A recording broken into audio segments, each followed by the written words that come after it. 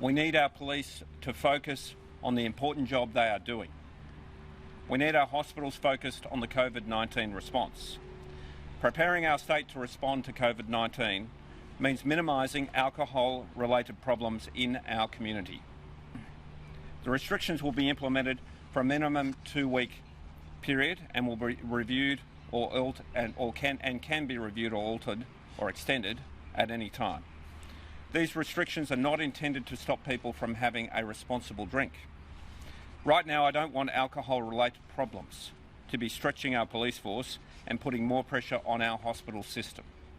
These are sensible and necessary steps during these extreme times, and I'm sure West Australians will understand this. Now, we continue to deal with a fast-moving and internationally complex issue around cruise ship arrivals in Fremantle. As I said the other day, I will not allow what has happened in Sydney to happen here in Western Australia. What is so concerning is that an increasing number of confirmed cases in Western Australia can be traced back to cruise ships. About 1 in 4 confirmed cases in WA are linked to cruise ships from over east. I'm not going to take any chances on this issue. My number one priority is protecting our citizens here in our state.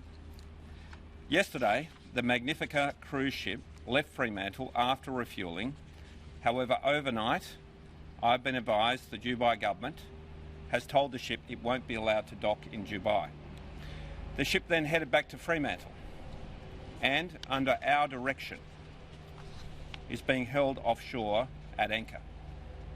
No passengers will be allowed to disembark in Fremantle. I cannot be clearer. We will require it to remain at anchor until the ship leaves. But I repeat, no one will be allowed to disembark unless a passenger is in a life-threatening emergency, where they'll receive medical attention.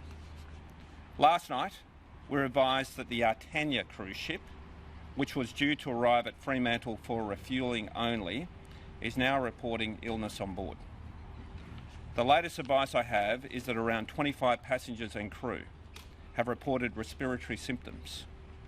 I also understand one passenger, who is no longer on the ship, tested positive with COVID-19. There are more than 800 passengers on board and 500 crew. There are no Australians on board. The ship is required to remain at anchor off our coast.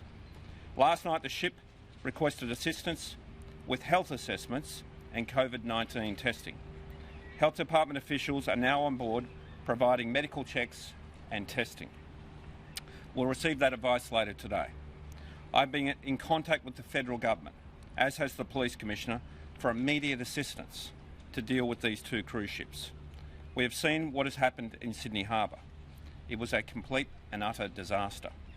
I will not allow that to happen in Western Australia.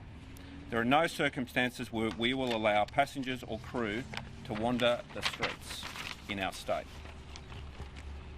Now, as you already know, another ship, the Vasco da Gama, is due to arrive on Friday, carrying 950 passengers and 550 crew. 800 Australians, including 200 Western Australians, are on board. 109 New Zealanders are on board. The remaining are from other countries, including 33 from the United Kingdom.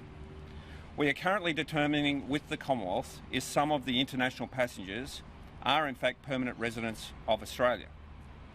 Fremantle is the final port of call for this cruise ship, as it has always been the plan for passengers to disembark in Fremantle. At last night's State Disaster Council meeting, we finalised a plan to deal with this fast-evolving situation. The plan is this: all crew and foreign nationals will remain on the ship until arrangements are made to fly them directly out of the country. They will not be allowed to disembark at any time unless it is to travel under strict supervision directly to the airport, or they need urgent medical attention to survive. Passengers who need to travel home to New Zealand will also remain on the ship, and a plan has been worked up with the New Zealand government to get those passengers back home as safely as possible. All Australians including the West Australians, will be immediately transferred to Rottnest Island for 14 days of self-isolation. In the last 2 days, we have cleared the island of visitors and made arrangements for accommodation, catering and security.